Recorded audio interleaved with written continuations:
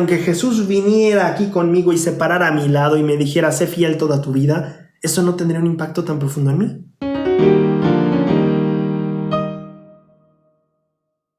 ¿Qué tal, excelentes personas de YouTube? Bienvenidos a otro episodio de Tesoros en las Escrituras. Hoy en Sígueme tenemos 2 de Nefi 6 al 10. Pero antes de comenzar tenemos dos cosas que tratar. El primer anuncio es que mi mamá trajo un buen de playeras y yo dije, esta me gusta, y me la puse hoy para mostrárselas y también para ver cómo se me veía y aprovechando que están aquí para ver qué tal les parece, qué tal luce.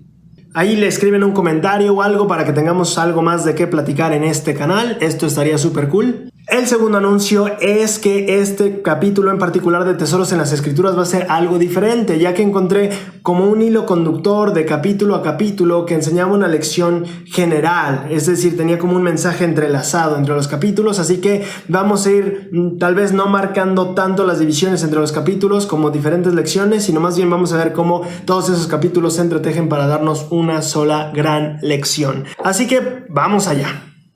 En 2 Nefi 6 es el capítulo donde Jacob empieza a hablar al pueblo y empieza a enseñar parte de las palabras de Isaías. Sin embargo, lo que a mí me llamó la atención en esta ocasión fue algo que dijo al inicio de su discurso. En el versículo 3 dice lo siguiente: He aquí, amados hermanos míos, que yo, Jacob, habiendo sido llamado por Dios y ordenado conforme a su santo orden, y habiendo sido consagrado por mi hermano Nefi, a quien tenéis por rey o protector, y de quien dependéis para que os dé seguridad, he aquí, vosotros sabéis que os he hablado muchísimas cosas. La pregunta que quiero hacer aquí es cómo llegó Jacob a su llamamiento y por qué autoridad lo estaba ejerciendo. La escritura dice habiendo sido llamado por Dios. En pocas palabras, Jacob recibió el llamamiento de instruir a su pueblo y después dice y ordenado conforme a su santo orden. Pregunta de análisis: ¿qué es esto de el santo orden de Dios? ¿Por qué dice su santo orden? ¿Cuál es este santo orden de Dios? La mayoría de ustedes tal vez van a responder, el sacerdocio. Pero aquí yo tengo algo que compartirles que va a ser muy interesante, así que vamos a la guía de estudio de las Escrituras. Si ustedes buscan sacerdocio de Melquisedec en la guía de estudio de las Escrituras, el segundo párrafo dice: Cuando los hijos de Israel no pudieron cumplir con los privilegios y convenios del sacerdocio de Melquisedec, el Señor retiró ese sacerdocio mayor y les dejó un sacerdocio y una ley menores, llamados el sacerdocio de Aarón y la ley de Moisés. La guía de estudio de las Escrituras nos está enseñando que en el tiempo de Moisés, cuando se dio esta ley menor, que era más rígida y cerrada, también se quitó no solo la ley mayor, sino también el sacerdocio mayor, dejándolo solo con el sacerdocio de Aarón, o en ese tiempo conocido como el sacerdocio levítico. Si ustedes recordarán, era solo la tribu de Leví la que podía ejercer el sacerdocio en ese tiempo, ¿sí? Entonces, cualquier persona que no fuera de la tribu de Leví no era sacerdote. Solo los hijos de Leví eran sacerdotes. Después dice: Cuando Jesús vino a la tierra, restauró el sacerdocio de Melquisedec a los judíos y comenzó a establecer la iglesia entre ellos. Si tú recordarás, cuando Jesucristo vino, ya llamó 12 apóstoles. El apóstol es un oficio dentro del sacerdocio de Melquisedec. Y entonces restableció su iglesia y el sacerdocio de Melquisedec otra vez. Y recuerden, esa vez se dejó la ley menor y se pasó a la ley mayor. Y junto con eso se dio el sacerdocio también mayor. Ahora la pregunta de análisis es esta. Acabamos de aprender que solo los levitas, antes de Jesucristo, solo los levitas tenían el sacerdocio. Pero entonces, ¿Leí, Nefi y Jacob eran levitas o descendientes de Leví? La respuesta es no. Entonces la pregunta de análisis es esta. ¿Qué hacían con el sacerdocio si ellos no eran de la tribu de Leví, sino descendientes de Manasés?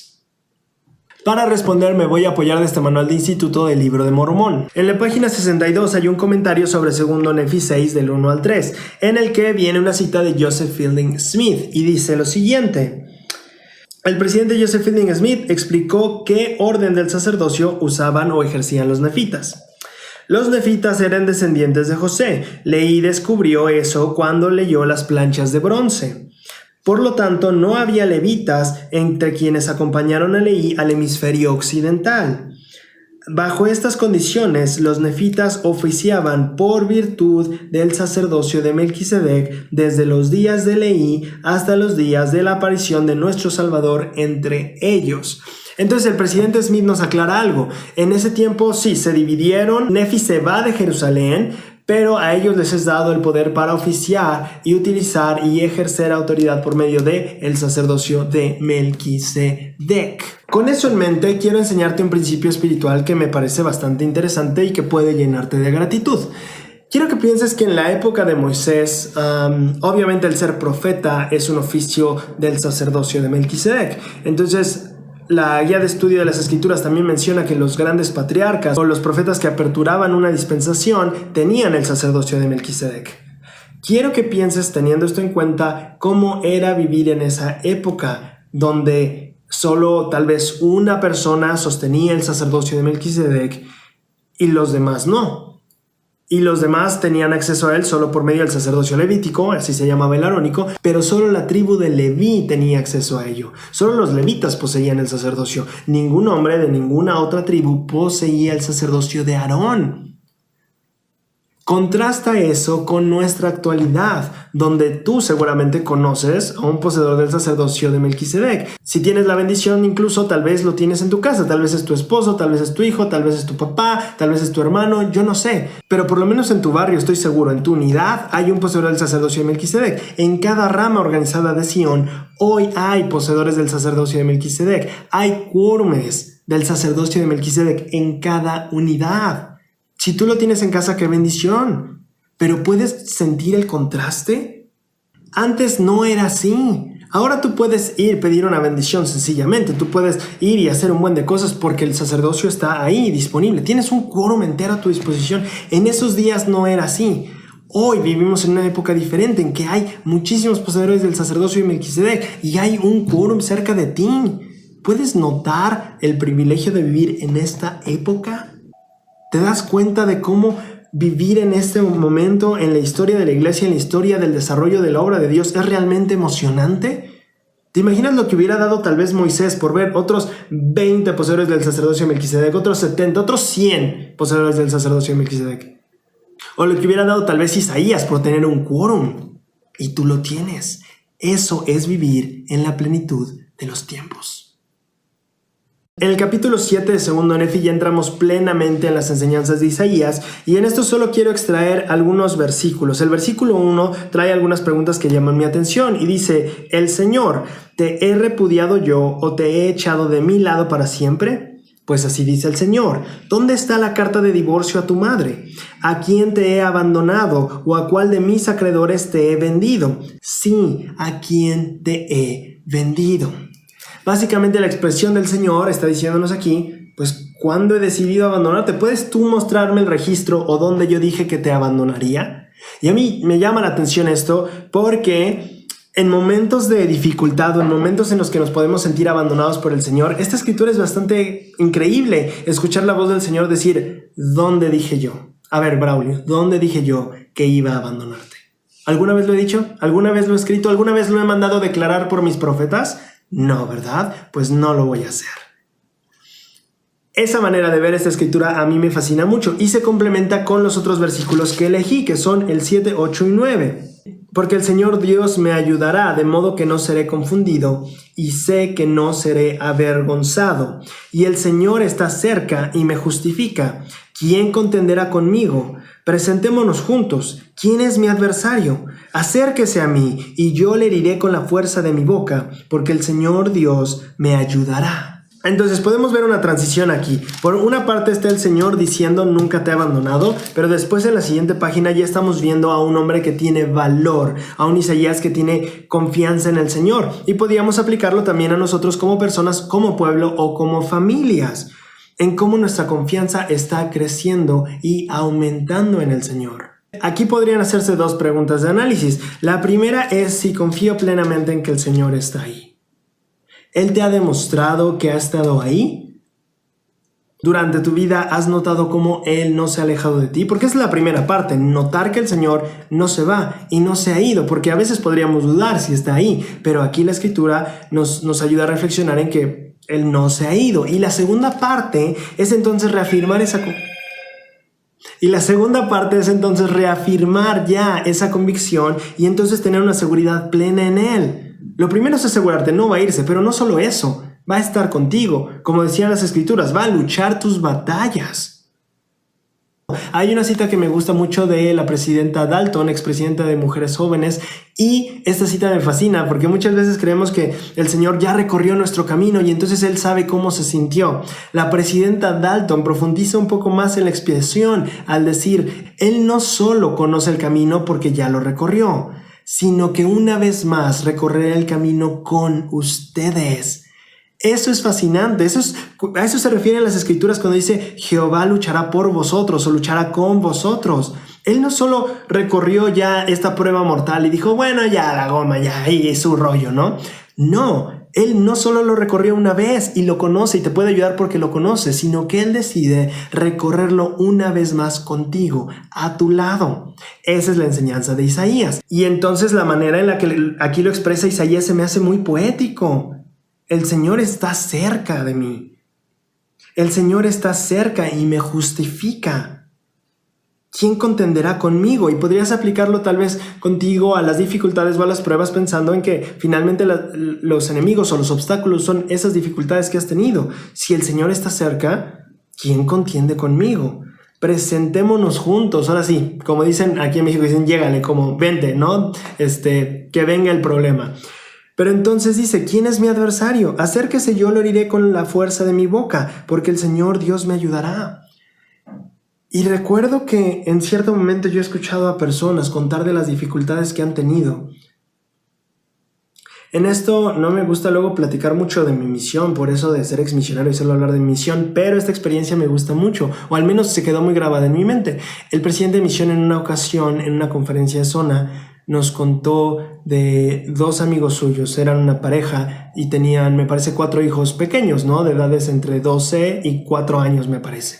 Y entonces esta pareja salieron en pareja y tuvieron un accidente y murieron. Y eso había pasado el día anterior a la conferencia. El presidente estaba muy sensible por eso, porque sus amigos acababan de morir el día anterior. Y entonces él nos contaba que en ese momento estaban viendo qué iba a pasar con los niños, quién se iba a hacer cargo de ellos, cómo iban a proveer para que tuvieran una educación, para que siguieran comiendo. Era todo un relajo. Sus padres se habían ido así. Y recuerdo mucho que el presidente nos hablaba del plan de Dios y cómo Dios podía fortalecernos en las dificultades. Y recuerdo de manera muy tal vez solemne el momento en el que él dijo, si Dios está conmigo, entonces que vengan las pruebas. Y a la fecha me enchina un poquito la piel porque es real. Si Dios está conmigo, ¿quién contiende contra mí? ¿Quién es mi adversario? Que venga lo que tenga que venir. Si Dios está conmigo, no hay ningún problema. Podremos hacerlo juntos porque Él ya me demostró que Él no se va, Él se queda, Él se mantiene, Él no me abandona. Y entonces, que vengan las pruebas, que venga lo que tenga que venir. Ahora, esto no solo se queda aquí, porque si avanzamos un poco más en el siguiente capítulo, en el 9, Isaías nos muestra un poquito más de lo que el Señor va a hacer con nosotros. Ya aprendimos que podemos confiar en Él porque no se va, y ahora 2, no solo no se va, sino que pelea a nuestro lado. Y entonces el capítulo 8 nos enseña un poquito más. Dice en el versículo 3, porque el Señor consolará a Sión, consolará todas sus soledades. Tornará su desierto en Edén y su soledad en huerto del Señor. Ahí habrá alegría y gozo, alabanza y voz de melodía. Entonces, esto es lo interesante porque poniendo otra vez en cuenta la historia de mi presidente de misión, de sus amigos.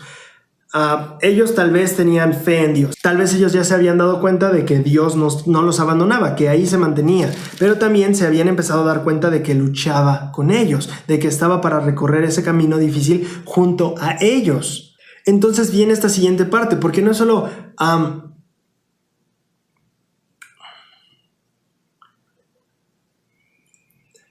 no es solo que el Señor va a luchar contigo en esas pruebas, sino que eventualmente esas pruebas pasarán. Y eso es de lo que nos habla Isaías aquí. Porque el Señor consolará a Sión, consolará todas sus soledades, no algunas, no una que otra, todas. Y después dice, tornará su desierto en Edén. Habíamos visto anteriormente que Nefi había cruzado el desierto por los parajes más fértiles y te dejo aquí el link del video por si no lo has visto de hace unas semanas. El Señor sí lo guía por los parajes más fértiles, pero eventualmente no solo el Señor te guía por las pruebas para que sean buenas y lucha contigo, sino eventualmente ese desierto sí se transforma en Edén. Las profecías de Isaías son profecías que pueden interpretarse en dos sentidos, bueno, incluso a veces hasta en tres. Pueden hablar del milenio, pueden referirse a veces a la primera visita que hizo el Mesías, es decir, a su ministerio terrenal, o también pueden interpretarse a nuestra vida actual, y este es el caso que quiero hacer. Eventualmente el desierto se convertirá en Edén. Eso va a pasar. La tierra recibirá su gloria paradisíaca, toda lágrima será enjuagada, todo dolor será apagado, todo será justificado, todo habrá una balanza perfecta, eterna, justa, y habrá 1000 años con Jesús, y viviremos el milenio y después heredaremos la gloria que nos corresponda. Sí, eventualmente el desierto se convierte en Edén, pero también, aparte de hablar del milenio y de todo eso en el futuro, también podemos pensar en lo que puede pasar ahora. Y así como Nefi pasó por los desiertos fértiles, el Señor también nos hace otra promesa. No solo nos puede guiar por los desiertos fértiles en el desierto, como lo hizo con Nefi, sino que también de alguna manera vuelve el desierto y lo convierte en Edén. Y te enseña cómo vivir un Edén en el desierto. Y eventualmente, ahora esta es la otra interpretación, literalmente sí, el desierto se convierte en Edén. Eventualmente las pruebas pasan, eventualmente las tormentas se acaban, eventualmente el sol vuelve a salir. La escritura continúa, y su soledad en huerto del Señor. ¿Tienes idea de qué es un huerto? Bueno, un huerto, lo saqué aquí del diccionario para que no haya problemas, es un terreno de tierra destinado al cultivo de verduras, legumbres y árboles frutales. Entonces, un huerto es un paraje, primero es un lugar fértil, pero no solo eso, sino que se cultivan cosas, es decir, cosas que pueden nutrirnos y alimentarnos. En este caso quiero enfocarme en los árboles frutales, porque tengo la experiencia de haber conocido un lugar en donde usábamos árboles frutales. Cuando yo iba a la secundaria, había cerca de la entrada de la escuela árboles, bueno, había un huerto y había árboles frutales y había manzanas. Entonces era súper padre llegar a tu clase, no me acuerdo si era a las 7 o a las 8 de la mañana, llegabas y podías arrancar tú la manzana, enjuagarla y comerla. Y era de las cosas más frescas y deliciosas que podía haber en la tierra. Ahora enfoquémonos en la palabra fruto, porque los árboles frutales dan fruto. El fruto se menciona en las escrituras en diferentes formas y quiero que pienses en cómo podría aplicarse a esta escritura donde dice el Señor que tu soledad la va a volver en huerto, es decir, en un terreno donde pueda haber árboles frutales. Entonces, si recuerdas de los primeros mandamientos, más bien el primer mandamiento que recibieron Adán y Eva en el jardín de Edén fue fructificaos. En este caso también tiene que ver no solo con tener descendencia, fructificar tiene que ver con dar fruto, con dar algo bueno, algo útil, algo que pueda nutrir. ¿Sí me explico? Por ejemplo, piensen cuando Juan decía, antes de que Jesús viniera, decía, dad frutos dignos de arrepentimiento. Dad frutos es dad resultados, dad obras dignas de arrepentimiento, donde se note que estás arrepentido. Entonces podemos ver cómo el Señor ha utilizado la palabra fruto en diferentes momentos en las escrituras. Un tercer ejemplo de cómo las escrituras usan la palabra fruto es la escritura en la que Jesucristo habla de los profetas. Él dice, por sus frutos los conoceréis, por sus frutos, por lo que produzcan, si es que dan valor, si es que dan algo que edifica o que nutre, por eso los conocerás. Cuando Él dice sus frutos, muchas veces hablamos del libro de Mormón, es un fruto, es finalmente algo que derivó del trabajo de José Smith, tal como una fruta deriva del crecimiento natural de un árbol. Entonces, el fruto puede entenderse como acciones buenas, como manifestaciones, o como también producto de tu trabajo o esfuerzo y cosas que nutran y eleven, que vengan de ti. Tomando eso en cuenta, quiero que volvamos a leer la escritura. Tu soledad la volverá en huerto del Señor. El Señor va a volver esa soledad tuya, va a trabajar con ella, va a trabajar contigo para que de esa soledad salga o se vuelva un huerto, un lugar donde pueda haber árboles frutales o árboles que den fruto, árboles que den buenas obras, árboles que edifiquen o resultados de tus obras que edifiquen a otras personas. Y no solo el Señor dice cualquier huerto, si te das cuenta dice huerto del Señor. En otras palabras, esos resultados positivos, esa obra va a ser del Señor. Va a ser para gloriar al Señor, como dice la escritura de Mateo, ¿no? Verán sus buenas obras y glorificarán a su Padre que está en los cielos. entonces el Señor va a ayudar. El Señor va a trabajar contigo de manera que estas dificultades que pases eventualmente se conviertan en huertos, que den fruto. ¿Me explico? La soledad no solo está ahí porque sí, va a dar un fruto. Eventualmente el Señor tiene un plan en el que esa soledad tiene un fin y va a dar un fruto, algo que eleve, algo que nutra, así como los árboles frutales dan, algo que nosotros podemos comer y sustentar nuestra vida física. Así el Señor dará algo que sustente la vida espiritual tuya, de tu familia o también para servir a otras personas. Y no solo eso termina la escritura también dice: habrá alegría, gozo, alabanza y voz de melodía. Finalmente las cosas, los periodos difíciles sí se acaban. Entonces vamos a retomar solo la lección. El Señor no se olvida de nosotros, el Señor pelea con nosotros, el Señor eventualmente no solo va a recorrer el camino con nosotros, sino ese camino va a acabarse y va a volver los desiertos en Edén y las soledades en huerto del Señor. Y ahora viene otra promesa que me gusta del versículo 11. Por tanto, los redimidos del Señor volverán e irán a Sión cantando. Y perpetuo gozo y santidad habrá sobre sus cabezas, alegría y regocijo alcanzarán, y huirán el dolor y el llanto. Vamos a analizar esta escritura lentamente. Lo primero que dice es: los redimidos del Señor volverán e irán a Sión cantando. Primero, ¿quiénes son los redimidos del Señor? Los redimidos son aquellas personas que obviamente han experimentado una redención. ¿Una redención de quién? Del Señor. El gran redentor es Jesucristo.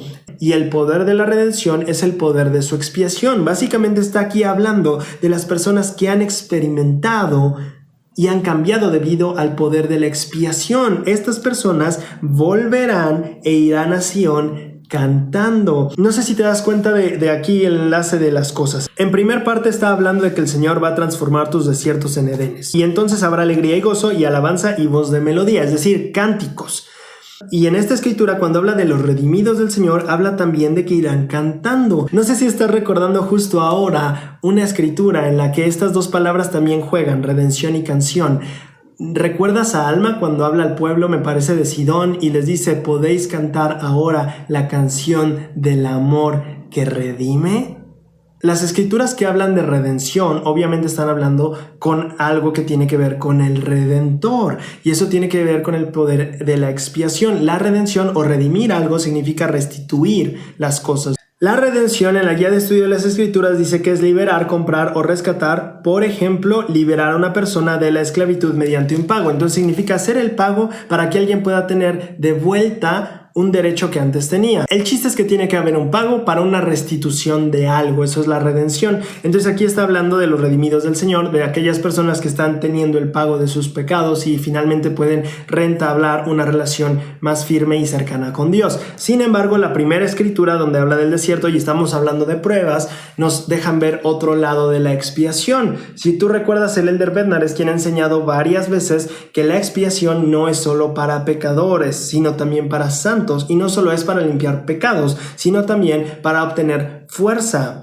En sus palabras, él dice que la expiación es como un poder habilitador. Es el poder que nos permite hacer más de lo que nosotros podríamos hacer por nosotros mismos. Es el poder que él menciona como el que Nefi tuvo cuando le dijo al Señor: dame fuerzas para romper estas ligaduras que me atan. O cuando el Señor le permitió al pueblo de Alma no tener o no sentir las cargas tan pesadas. El Elder Bednar se refiere a eso como la gracia, que es ese poder que habilita a las personas para cargar con cosas que ellas solas no aguantan. ¿Me explico? Son dos partes de la expiación, la parte redentora y la parte habilitadora. Y estas son las dos que estamos viendo aquí. Ya vimos a Isaías diciendo: ¿quién contra mí si el Señor está conmigo? Esa es la parte habilitadora. Y ahora estamos viendo los redimidos de Sión. Eso tiene que ver con la parte redentora, con la parte que tiene que ver con el pecado, y esta con la parte que tiene que ver con las dificultades y desafíos. ¿Me explico un poco? Espero estar llegando al punto. La escritura continúa: y perpetuo gozo y santidad habrá sobre sus cabezas. Esto solo quiero hacer dos comentarios. El primero dice perpetuo gozo, no solo dice gozo, dice perpetuo, es decir, largo, infinito, por siempre, se perpetúa. Perpetuo significa que es para siempre o que dura mucho. En este caso, obviamente estamos hablando de un gozo eterno. Por otra parte, usa la palabra santidad, que en este caso es algo que viene del interior de la persona, algo que es parte de su carácter. Eso dice que va a estar sobre nuestras cabezas y entonces sigue, alegría y regocijo alcanzarán. Esa es la parte de que cuando la expiación obra en nosotros podemos alcanzar santidad. Y entonces viene esta parte que Alma dice y que tal vez seguramente analizaremos después cuando lleguemos a Alma. Él dice, podéis cantar la canción del amor que redime. Es esto a lo que se refiere, es este mismo proceso el que Isaías está hablando 600 años antes de Cristo y Alma estaba hablando, si no me equivoco, 70 años antes de Cristo. Esta es una promesa que se repite continuamente de parte de los profetas. La expiación es parte de esta canción de amor o de redención. Es básicamente el fruto. Si tú piensas en esto, el fruto del árbol de la vida representaba el amor de Dios. ¿Y cuál es la máxima expresión del amor de Dios? La expiación. En otras palabras, el fruto básicamente era la expiación. Y quienes comían de ella se llenaban de gozo. ¿Me explico? Y por eso están teniendo esto aquí, porque a medida que son redimidos, entonces se vuelven en este pueblo que va a Sion cantando, sobre sus cabezas hay santidad y gozo perpetuo, y entonces hay alegría y regocijo. Dice aquí, alegría y regocijo alcanzan.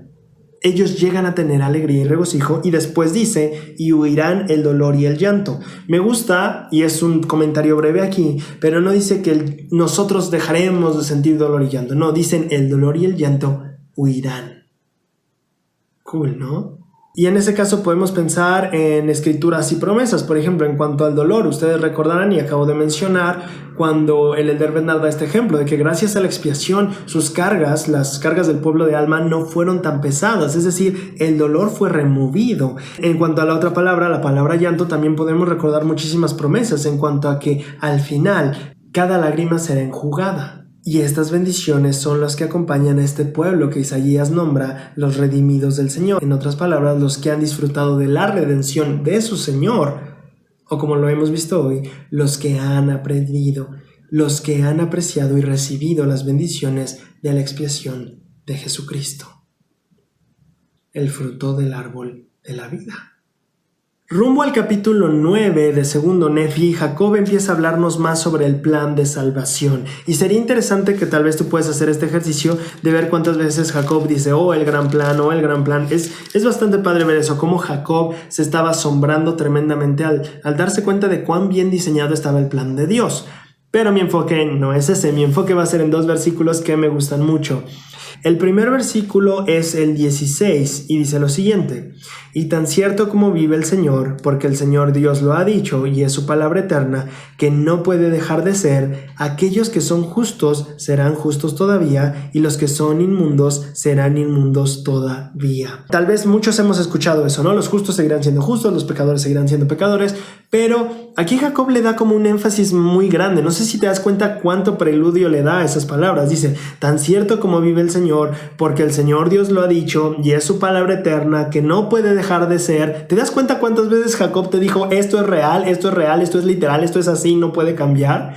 ¿Por qué Jacob tenía tanta necesidad de insistirnos en que esto era algo real? Vamos a analizar estos puntos. ¿Qué le va a pasar a los justos ese día? Seguirán siendo justos. ¿Y qué pasará con los inicuos? Seguirán siendo inicuos. Pregunta, ¿ni aún estando en la presencia de Dios nadie va a cambiar? O sea, la presencia de tu Creador realmente no cambiaría tu vida si estuvieras en la presencia de Dios justo ahora. No sé si estoy planteando la pregunta de manera adecuada. ¿La presencia de Dios aquí, ver a tu Creador justo ahora, no cambiaría tu vida definitivamente? La respuesta es no.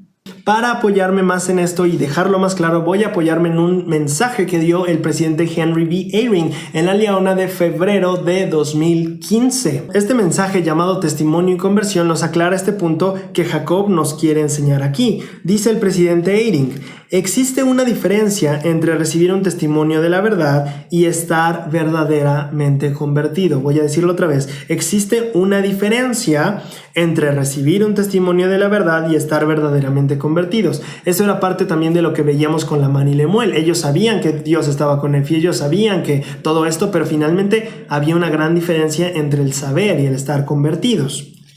Por ejemplo, el gran apóstol Pedro expresó su testimonio al Salvador de que él sabía que Jesús era el Hijo de Dios. Jesús les dijo, ¿y vosotros quién decís que soy yo? Respondió Simón Pedro y dijo, tú eres el Cristo, el Hijo del Dios viviente. Entonces, respondiendo Jesús, le dijo: Bienaventurado eres, Simón, hijo de Jonás, porque no te lo reveló ni carne ni sangre, sino mi Padre que está en los cielos. A mí me gusta mucho ocupar esta escritura para explicar cómo Pedro tenía un testimonio, y aquí el presidente Eyring nos está enseñando lo mismo. Un día Jesucristo les preguntó, Pedro respondió y le dijo: tú eres el Hijo de Dios, y Jesucristo le dijo: pues esa es revelación, eso te lo ha revelado mi Padre. Entonces el presidente Eyring continúa. Posteriormente, en su mandato a Pedro, el Señor le dio a él y a nosotros una guía para llegar a estar verdaderamente convertidos y tener esa conversión para toda la vida. Jesús lo expresó de este modo: y tú, una vez vuelto, fortalece a tus hermanos. Esto es interesante porque esa escritura que el presidente Eyring está citando justo ahora es una escritura que se da en la última noche de Jesús, probablemente durante la última cena. Entonces, vemos en la línea de tiempo que Pedro había recibido un testimonio, pero algunos días después, o meses, no sé cuánto, llegó la última cena y Jesús le dice: cuando tú hayas vuelto. Lo interesante aquí es que la escritura en inglés no dice cuando tú hayas vuelto, la escritura en inglés dice cuando tú te hayas convertido. Entonces ahí el Salvador le estaba enseñando, o nos está enseñando a nosotros una lección. Pedro no estaba convertido. Tenía un testimonio, era un gran discípulo seguramente, pero el Salvador le dijo: cuando te hayas convertido, cuando te conviertas, Pedro, fortalece a tus hermanos, por favor. ¿Me explico? Jesucristo le dijo: tienes un testimonio, pero días más tarde o meses le dijo: Pedro, cuando te conviertas, ayudas a tus hermanos. El presidente Eyring continúa. Jesús enseñó a Pedro que para poder pensar, sentir y obrar como discípulos verdaderamente convertidos de Jesucristo, debe haber un cambio que va aún más allá de obtener un testimonio. ¿Por qué ocupó esta cita del presidente Eyring? Porque estamos tratando de pensar si las experiencias como súper divinas o experiencias fuertes van a ser como un cambio en nosotros, como el ver a Jesucristo justo aquí ahora. Tal vez me impacte, pero esto es lo interesante. Estas experiencias espirituales fuertes, y no solo estoy hablando de que Dios se te presente, estoy hablando también de experiencias genuinas en las que tú sentiste el Espíritu y deseaste: quiero ser lo mejor que pueda ser, o sé que esto es verdad y quiero hacerlo. Esas experiencias impactan, pero no necesariamente transforman. Por eso es que Jacob lo hace tan claro ahí, por eso es que repite tantas veces: y tan cierto como vive el Señor, porque el Señor lo ha dicho, porque la palabra eterna no puede dejar de ser. Por eso los que son justos serán justos y los que son inicuos serán inicuos. No importa que tengas a Dios enfrente, eso no te va a cambiar. El llegar a ser la persona que puedes llegar a ser no es algo que pasa en una experiencia, pasa a lo largo del tiempo. Y me acabo de dar cuenta que se me olvidó imprimir la otra parte de la cita que quería compartir con ustedes.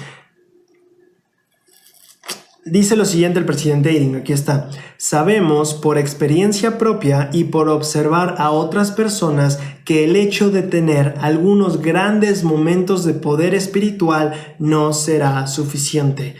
Esto es interesantísimo para mí, porque aquí el presidente Eyring nos aclara: no solo son experiencias como presenciales intensas, ¿no? Así como la que yo digo, que tal vez se te aparecería ahorita un ángel, sino que está hablando de experiencias, grandes momentos de poder espiritual, dice él.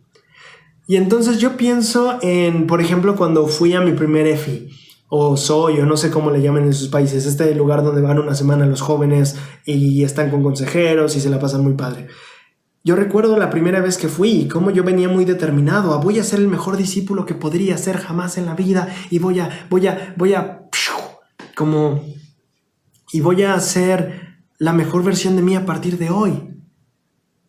Y recuerdo la frustración que tuve cuando no pasó. Y pasaron tal vez algunos meses y tal vez tuve otra experiencia espiritual y recuerdo que tal vez escribí en mi diario: voy a ser la mejor persona que quiero ser. Y pasaron tal vez unos meses y no pasó. Y yo tal vez seguía cayendo en uno que otro hábito, o tal vez no cumpliendo con alguna meta, como llegar temprano a la sacramental, o tal vez no ministraba, o en ese tiempo era maestro orientador, o tal vez no era el maestro orientador que me gustaría ser. Y eso podría causar un poco de frustración. Quiero que pienses en que seguramente, estoy seguro que tú has tenido momentos parecidos en los que has sentido el espíritu. Como dice el presidente Eyring, has tenido algunos momentos grandes de poder espiritual. Y entonces has querido ser más de lo que eres ahora. y tal vez te estás dando cuenta de esto en este video o estás pensando en eso, que quizás no eres la persona hoy que querías ser hoy hace 2 años. Y quiero hablar un poco de eso. Retomando un poco la escritura de Isaías, él nos dice que va a haber hombres injustos y va a haber hombres justos, o más bien inicuos e injustos. El propósito del evangelio es volvernos en estas personas justas o rectas que van a poderse encontrar sin mancha ante Dios en el último día. En las palabras del presidente David O. McKay, el propósito del evangelio es hacer de los malos hombres buenos y de los buenos hombres mejores y cambiar la naturaleza humana. Esto es algo importante porque no solo está pidiendo un cambio exterior. Y si Jesús hoy viniera, sería un evento que me impactaría tremendamente, obviamente. Sería como wow. Pero sería un evento externo.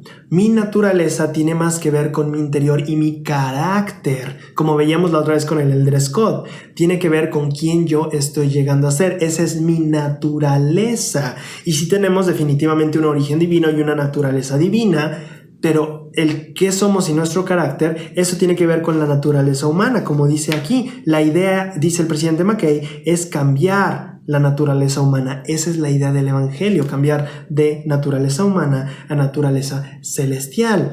Y ahora quiero que veas esta otra cita del presidente Benson. En este manual llamado Enseñanza de los Presidentes de la Iglesia, en la edición del presidente Benson, en el capítulo 5 llamado Los Principios del Verdadero Arrepentimiento, viene la siguiente cita. El Señor opera desde adentro hacia afuera. El mundo lo hace desde afuera hacia adentro. El mundo trata de sacar a la gente de los barrios bajos, pero Cristo saca la bajeza del corazón de las personas y ellas mismas salen de los barrios bajos. El mundo trata de reformar al hombre cambiándolo de ambiente, pero Cristo cambia al hombre y éste cambia el ambiente. El mundo trata de amoldar el comportamiento del hombre, pero Cristo puede cambiar la naturaleza humana, ¿sí? No solo estamos aquí hablando de comportamiento, estamos hablando de naturaleza, cosas que también vamos a explorar un poco más tarde en algunos otros análisis de las escrituras. Pero ahora quiero que te quedes con esta idea. El Salvador o Dios no obran de afuera hacia adentro, sino de adentro hacia afuera. Por eso es que aunque Jesús viniera aquí conmigo y se parara a mi lado y me dijera, sé fiel toda tu vida, eso no tendría un impacto tan profundo en mí. Porque eso sería de afuera hacia adentro. ¿Me explico? Eso sería de un evento externo hacia mi interior. Dios no trabaja así. Dios trabaja de adentro hacia afuera. Dice, sí, Cristo cambia a las personas y aquellas que hayan cambiado podrán cambiar el mundo. Hasta aquí hemos descubierto 2 cosas. La primera es que el Salvador trabaja de adentro hacia afuera y por eso es que aunque Él se apareciera aquí, no tendría un impacto tan profundo en mi vida. Como si yo empezara a trabajar desde mi interior y mi naturaleza. Ahora, 2, también obviamente tenemos el Espíritu y el Espíritu nos ayuda desde adentro. Sin embargo, como dice el presidente Eyring, momentos de gran poder espiritual no son suficientes. Este cambio es otro nivel. Vamos a analizar un poco más sobre este cambio, ¿vale? El Elder Bednar, siguiendo en este hilo de lo que hemos hablado de la expiación, quiero ahora citar al Elder Bednar en un discurso de conferencia general que se llama En la fuerza del Señor. También voy a dejar el link en la descripción junto con todo lo que estoy diciendo ahorita. Está en la descripción. Si tú quieres ir a verlo, todo está ahí abajo, en la parte en donde dice fuentes y artículos. Quiero leer esta cita del Elder Bednar y pienses en qué función tiene la expiación en nuestra vida, ¿vale? El Elder Bednar nos enseña, la expiación nos habilita y fortalece, nos ayuda a ver y a hacer el bien y a convertirnos en personas buenas de formas que jamás reconoceríamos o lograríamos con nuestra limitada capacidad mortal. Bien, entonces el Elder Bednar nos está enseñando que la expiación nos habilita y nos fortalece, como ya habíamos visto con Isaías, como ¿quién contra mí? Y después dice, para hacer el bien y convertirnos en personas buenas, es decir, personas rectas o justas, como dice Isaías, en formas que jamás reconoceríamos o lograríamos en nuestra limitada capacidad mortal. ¿Cuál es el camino de volverte en esa persona de un carácter santo y de volverte una persona recta ante Dios, más allá de las experiencias o de solo vivir de tus experiencias espirituales, como dice aquí el presidente Eyring, que no son suficientes esos grandes momentos nada más? Lo fascinante es que Jacob nos enseña eso también en su discurso. A partir del versículo 23 dice: y él manda a todos los hombres que se arrepientan y se bauticen en su nombre, teniendo perfecta fe en el Santo de Israel, o no pueden ser salvos en el reino de Dios. Y si no se arrepienten, ni creen en su nombre, ni se bautizan en su nombre, ni perseveran hasta el fin, deben ser condenados, pues el Señor Dios, el Santo de Israel, lo ha dicho. Entonces, analizando las escrituras, nos habla de mandamientos, ¿cierto? Nos habla de la fe, el arrepentimiento, el bautismo, pero también nos habla de consecuencias. ¿Cuál es la consecuencia si no hacemos esto y perseveramos hasta el fin según la escritura? Exacto, ser condenados. Pero quiero leerte la definición de condenación de la guía de estudio de las escrituras. Condenación o condenar. Juzgar a otros o ser juzgados por Dios, ser hallados culpables o ser reprobados. En el estado inmortal, la condenación es una referencia a la limitación del progreso individual y la imposibilidad de tener acceso a la presencia de Dios y a su gloria. La condenación existe en distintos grados. Todos los que no alcancen la plenitud de la exaltación celestial se verán limitados hasta cierto punto en su progreso y privilegios, y en este sentido serán condenados. Entonces, ¿la condenación significa que vas a ir al infierno? No. ¿La condenación qué significa? Si tú vas a un grado que no es el celestial, que no es la exaltación, dice aquí que estarás condenado, ¿pero en qué sentido? En su progreso y privilegios. En ese sentido serán condenados. Entonces, el vivir esta doctrina es la base para alcanzar la salvación, que es vivir en la gloria celestial. Pero vivir en la gloria celestial, es decir, la salvación es diferente a la exaltación. La salvación significa vivir en la presencia de Dios. Cuando tú has sido salvo, significa que ya no tienes la primera y la segunda muerte, significa que has resucitado y eres inmortal, y segunda, que ya no tienes la muerte espiritual, es decir, que estás cerca de Dios, o en otras palabras, vives en la gloria celestial. Eso significa la salvación. Ahora, esta doctrina te lleva a la salvación. La exaltación es otro boleto, sí, es vivir en el tercer grado más alto dentro de esa gloria celestial. Pero no quiero entrar en detalles, solo quería ilustrar un poquito para que entiendas que esta condenación tiene que ver con no poder progresar. Esta doctrina tiene que ver con nuestro progreso. La condenación es el alto a ese progreso. ¿Y progreso de qué? De la persona en la que podemos llegar a ser. Esta doctrina es la doctrina que te permite avanzar hasta llegar a ser una persona que puede morar en la presencia de Dios y ser salva. Esta es la que llamamos la doctrina de Cristo y tiene 5 puntos principales, que es la fe en Jesucristo y su expiación, el arrepentimiento, el bautismo para la remisión de pecados, recuerdan los redimidos de Israel, y el recibir el don del Espíritu Santo y el perseverar hasta el fin. Estas 5 cosas regularmente las enseñan mucho los misioneros, pero quiero que hablemos un poquito de cómo esta doctrina tiene, o más bien funciona también para nosotros, para llevarnos a ser la persona que debemos ser y que la expiación tenga poder en nosotros, porque si queremos llegar a ser santos ese día y ser justos, como aquí lo menciona Jacob, debe de ser un proceso de transformación, y esa transformación se da a través de la expiación y del Espíritu. Estos 2 elementos nos van refinando y nos vuelven en un ser más celestial, cambiando nuestra naturaleza. Y ahora quiero analizar un poco de cómo funcionan. Tomando en cuenta que son estos 5 pasos, voy a ponerte una cita de Brad Wilcox que medita un poco acerca de estos 5 pasos y por qué son necesarios a la hora de cambiar o de convertirnos en alguien más semejante a Jesucristo.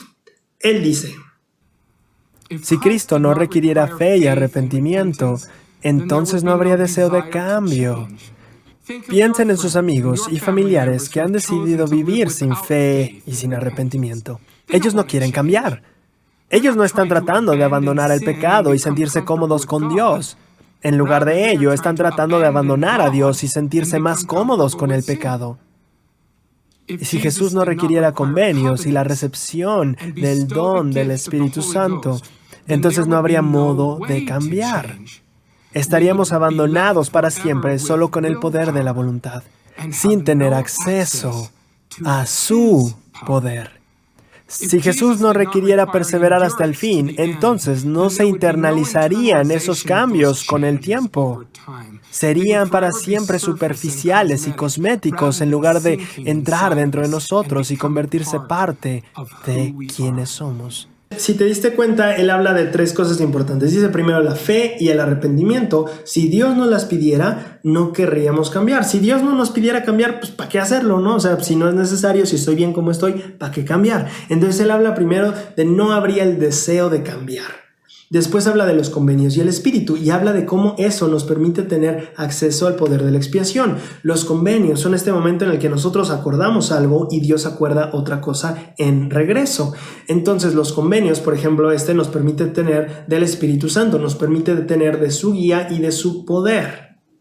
Y también el poder de la expiación cuando somos bautizados y recibimos redención, es decir, somos limpios de nuestros pecados y perdonados. Y perseverar hasta el fin, me gusta mucho cómo él lo aborda, porque él dice, si no tuviéramos que hacerlo siempre, pues estos cambios no valdrían nada. O sea, ¿cuántas veces tú has empezado dieta o has empezado a hacer ejercicio? ¿Cuántas veces has empezado algo que querías siempre hacer y dejaste de hacerlo? ¿Por qué? Porque no se volvió parte de ti, porque no fuiste constante, porque no perseveraste hasta el fin. Si estos cambios que Dios pide a nosotros no tuvieran el requisito de perseverar hasta el fin, no serían parte de nosotros, no serían parte de quienes llegamos nosotros a ser. Cualquier cosa que tú decidas y que hagas como un hábito va a ser parte de ti y también te va a definir, como las personas que tienen una superalimentación sana. Eso es admirable y es genial, es parte de ellos, es parte de su esencia. Entonces, eso mismo con las rutinas que estoy poniendo este ejemplo, eso mismo pasa con el evangelio y con nosotros volvernos en una persona de naturaleza celestial. Es como una persona que come sano y otra que no. Es parte de su naturaleza, es parte de quienes son. Naturalmente ya lo hacen instintivamente. Así nosotros dejaremos la naturaleza terrenal o la naturaleza del hombre o el hombre natural y nos volveremos en un hombre más celestial o una mujer más divina también. ¿Cómo funciona en la práctica este proceso? Nosotros tenemos fe, arrepentimiento, bautismo, Espíritu Santo y perseverar hasta el fin. La mayoría de las personas que están viendo este video, supongo yo, están bautizadas y tienen acceso a la compañía constante del Espíritu Santo porque han recibido el don a través de la imposición de manos. Sin embargo, quiero aclarar cómo esta doctrina sigue funcionando para nosotros y cómo es que al vivirla correctamente nos habilita a tener estos poderes y estas bendiciones de las que estamos hablando aquí para ser cambiados. Muchos de nosotros tal vez hemos visto el caso o hemos experimentado ese caso, al menos fue en mi caso también un poquito que me bauticé y me inactivé durante un buen rato, o al menos no fui tan constante.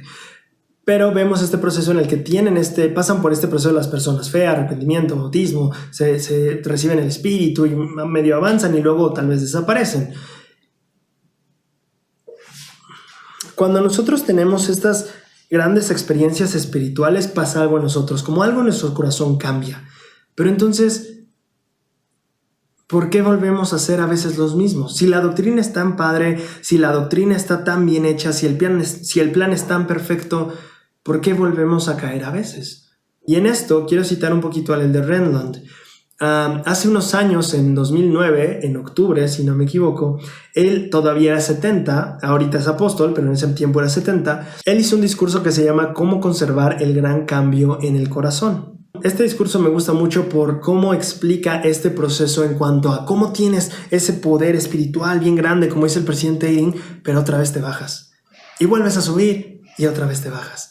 Y él habla de cómo mantener una vida más constante. De hecho, él nos cuenta su propia experiencia en ese proceso. Nos dice que, pues, si tú sabes, él también es cirujano, como el presidente Nelson. Y entonces él cuenta que, tú sabes, los médicos a veces trabajan muchas horas. Y entonces él los domingos a veces estaba trabajando y cuando iba a salir temprano del trabajo le decía a su esposa, más bien llegaba y se iban juntos a la capilla con su esposa, él sin haber dormido, y cuando no llegaba pues su esposa se iba y pues ya él llegaba muchas horas después, ¿no? Pero en esta ocasión él te cuenta que ese domingo estaba muy cansado después de haber trabajado muchas horas. Y entonces vio el reloj y dijo, sí voy a salir a las 2, ¿sí? O antes de las 2 sí me va a dar tiempo de ir a la capilla. Pero dijo, estoy muy cansado y no quiero hacerlo. Entonces dijo, si yo me espero unos minutos más, mi esposa se irá de la casa y yo podré llegar y dormir. Y entonces eso hizo, esperó unos minutos más en el hospital hasta que diera la hora de que su esposa se hubiera ido a la capilla con su hija. Y entonces él fue a su casa, caminó abrió, entró a su casa y se echó a dormir en el sillón. En el sillón él dice que él no podía dormir, se sentía inquieto porque se puso a pensar, oye, pero ¿por qué si yo sentía ganas de ir a la iglesia antes, si yo tenía el fuego del testimonio encendido en mí, ¿por qué ahora ya no está? Entonces él se estaba dando cuenta que estaba cayendo en un bache. Después de haber estado en un punto espiritual alto, él estaba cayendo como en un valle espiritual y que son comunes, no por eso son malos. Pero él explica después y hace una analogía que me ayuda mucho a entender a mí y tal vez a ustedes también. A mí me gustó mucho. Él nos cuenta que en las operaciones de corazón, cuando se hace un trasplante de corazón, algo pasa en el cuerpo que es bastante interesante. Entonces, cuando alguien, por ejemplo, sacan mi corazón y ponen un corazón nuevo, él dice que todos los cuerpos saben que ese corazón es foráneo y entonces los anticuerpos y todo el organismo empieza a rechazarlo.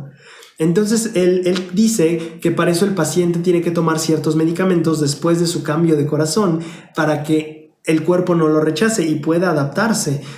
Él dice algunos cuerpos reaccionan diferentes, pero es importante que el paciente se esté dando chequeos constantes para que el doctor pueda determinar qué tanto rechazo está teniendo su cuerpo y si es mucho o es bajo, ir ajustando los medicamentos. Él luego cita a la escritura de, creo que es... Ezequiel, me parece, donde dice el Señor que cambiará nuestro corazón de piedra por un corazón de carne. Y entonces él explica que es un proceso semejante, que el Señor está haciendo un cambio de corazón, pero que naturalmente nosotros vamos a rechazarlo. En este punto, nosotros, al igual que la operación literal de la que él explica, tenemos estas dos cosas. Uno, tenemos que ver la manera de que nuestro cuerpo o nuestro ser natural no lo rechace. Y dos, tenemos que ir constante al médico para checar qué diferentes ajustes necesitamos para evitar que nuestro corazón vuelva a ser el corazón de antes, o sea, un corazón de piedra. En este caso, él dice que deberíamos escudriñar si nuestro ser está teniendo algún tipo de rechazo a este corazón que el Señor está tratando de poner en nosotros. Y yo pienso en cómo esta doctrina ahora sí se aplica a nosotros, y aquí viene la cosa. Fe, arrepentimiento, bautismo, recepción del Espíritu Santo y perseverar hasta el fin. Nosotros ya nos bautizamos, pero este paso, más que un bautismo, tiene que ver con hacer convenios. El bautismo es un convenio. Nosotros no hacemos convenios cada semana, pero sí los renovamos. Eso se llama la Santa Cena. Ahora quiero que en esta doctrina, en lugar de poner la palabra bautismo, pongas Santa Cena. Y entonces repitamos, ejercemos fe en Jesucristo y su expiación, nos arrepentimos, participamos dignamente de la Santa Cena, recibimos el Espíritu Santo y perseveramos hasta el fin. Si te das cuenta, la Santa Cena es una renovación de todos tus convenios. Y también la oración de la Santa Cena dice para que puedan tener su espíritu siempre consigo. Entonces esta es también la bendición, convenios, y entonces recibimos la porción del Espíritu Santo. Ahora, esto es lo importante. Una persona no puede revolver la doctrina a su gusto. No es lo ideal. Por ejemplo, un investigador no debería bautizarse, luego tener fe en Jesucristo, luego perseverar hasta el fin y quién sabe cuándo recibir el Espíritu Santo. No funciona así, ¿verdad? Para nosotros tampoco. Debería haber fe en Jesucristo, arrepentimiento y después participación de la Santa Cena. El Elder Renlund dice que debemos examinar nuestro corazón y yo pienso que uno de los mejores lugares para hacerlo es justo ahí, en la Santa Cena. Y muchas personas analizan tal vez cómo está su vida o las cosas que hicieron. Yo invitaría a analizar cómo está tu corazón y tomar, es una cita que tú tienes con el Salvador en ese momento tan sagrado. Él está repartiendo su sacrificio. Creo que sería un buen momento para que él y tú juntos analizaran, él como tu doctor, cómo está tu cambio de corazón. ¿Hay algún rechazo? Y si lo hay, ¿qué cosas pueden hacer para ajustarse?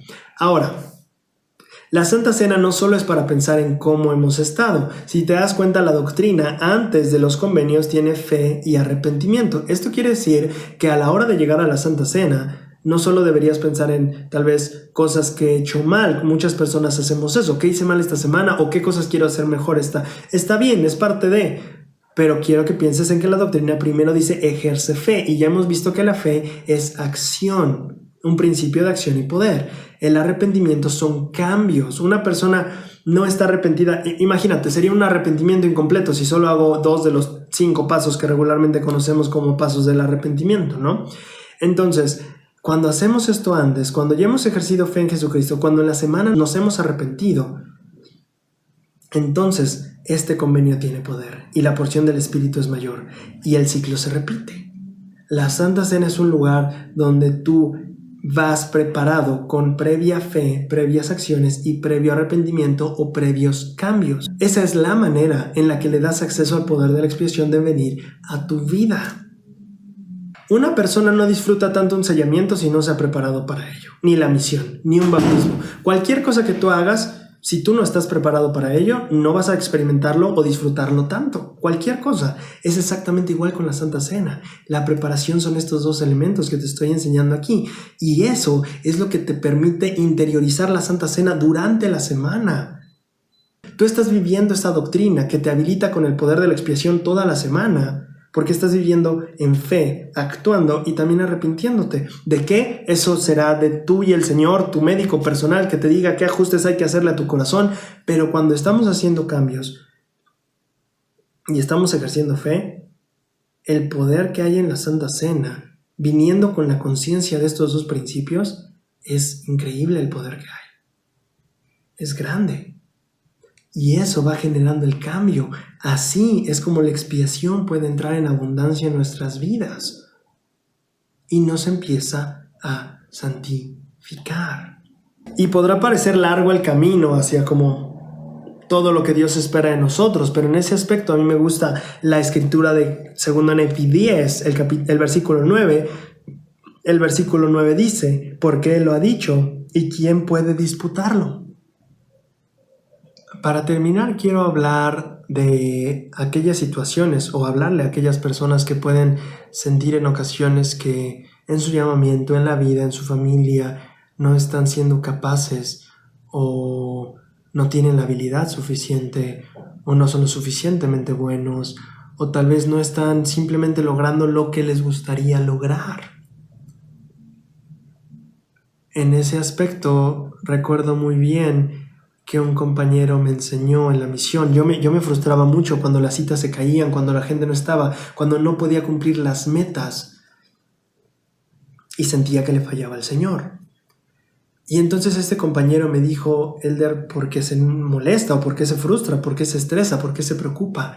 No debería pasar esto. El Señor sabe lo que está pasando aquí. El Señor permitió que esa familia no estuviera aquí. Fue su voluntad. Si Él hubiera querido que esa familia estuviera aquí, ella hubiera estado aquí. Y entonces Él me dio una visión totalmente diferente, que ha cambiado mi perspectiva de un buen de cosas en la vida desde entonces. Él dijo: en el plan del Señor, Él hoy tiene cosas que son más importantes para Él que nosotros hagamos hoy. Porque si hubiera sido más importante para Él que visitáramos esta familia, esa familia hubiera estado aquí, Elder. Pero la familia no está. El Señor tiene otro plan y es ahora nuestro trabajo averiguar cuál es ese plan, cuál es esa otra persona u otra familia que necesita el Señor que veamos hoy. Y entonces aprendí que el Señor sabe, que tal vez tú no estés logrando tus metas, pero tienes que saber que el Señor sabe eso y que el Señor está permitiendo que eso suceda. Tal vez deberías de preocuparte menos por tus metas y pensar más en sus planes. Eso es lo que yo he aprendido y me he dado cuenta que Él tiene caminos más altos, metas más grandes, diferentes, sí. Tal vez no logré esas metas ese día de cuántas personas visitar, pero logramos cambiar corazones, logramos bendecir a personas con el conocimiento de la expiación y acercarse a Dios. Tal vez no fue la familia que yo fijé como meta de bautismo ese mes. Tal vez no era la familia que yo quería ver bautizada ese mes. No fue mi meta, pero fue el plan de Dios. Y fue bello y fue hermoso. Así que retomando las lecciones de hoy, 1. Recuerda quién te ha llamado. Así como Jacob, recuerda que el Señor por su poder lo ha hecho. Si algo no está saliendo como a ti te gustaría, en tu familia, en tu hogar, en tu llamamiento, en donde sea, el Señor está al tanto. El Señor sabe y está permitiendo que eso sea así. Tal vez deberíamos preguntar: Señor, si no quieres esto, ¿qué sí quieres? ¿Y cómo lo logro? Y entonces salir y buscar que eso suceda. 2. El Señor no nos abandona. Como Isaías escribió, el Señor dice: ¿cuándo lo he hecho? Nunca. 3. El Señor pelea con nosotros nuestras batallas. Si Dios está contra mí, que vengan las pruebas entonces, porque tengo al ser más grande conmigo. ¿Puedes imaginarte a Dios teniendo un problema que no puede resolver? Yo tampoco, y tú eres su hijo y Él está contigo. 4. Él hará que los desiertos se conviertan en Edén y que la soledad se convierta en huerto y demos fruto. 5. principio, los redimidos del Señor, aquellos que ocupen su expiación, volverán a Sión y habrá gozo perpetuo y santidad sobre sus cabezas. Cantarán la canción del amor que redime, gozarán de la expiación. 6. En el día final, los justos seguiremos siendo justos y los inicuos seguiremos siendo inicuos.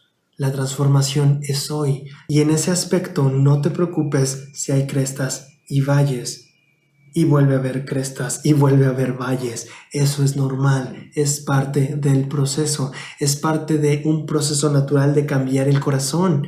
Lo único que tienes que asegurarte es de ir con el médico en tu reunión semanal que llamamos Santa Cena y entonces evaluar qué ajustes tienen que hacerse, hacerlos en la semana y volver a ver al médico. Y entonces a través de las crestas y los valles y las crestas y más valles podrás tener ese cambio, podrás ver cómo la expiación estará surtiendo efecto en ti.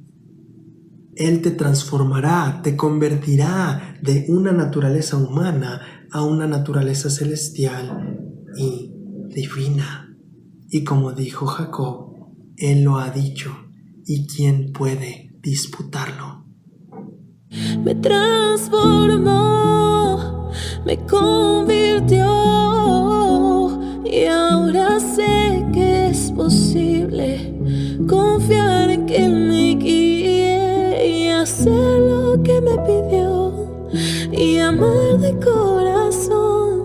Todo lo viejo se hace nuevo, mi vida cambió por servir al Señor. Gracias por mirar otro capítulo de Tesoros en las Escrituras. La próxima semana tendremos segundo de Nefi del 11 al 25. Hay muchísimo material. Yo creo que me voy a volver loco para pensar en qué compartir con ustedes. No quiero irme sin agradecer antes a todas las personas que le han dado like a los videos, que han comentado, que los han compartido y aquellas también que se han suscrito al canal. La verdad es que apoya muchísimo el proyecto, también me da apoyo y muchísimo ánimo a mí. No olvides comentar qué te parece mi playera hoy, si me queda o no me queda, y también comentarnos obviamente de si te gustó la lección que aprendiste. Muchísimas gracias por mirar. Yo soy Braulio Sánchez y nos vemos la próxima semana en Tesoros en las Escrituras. Me transformó, me convirtió.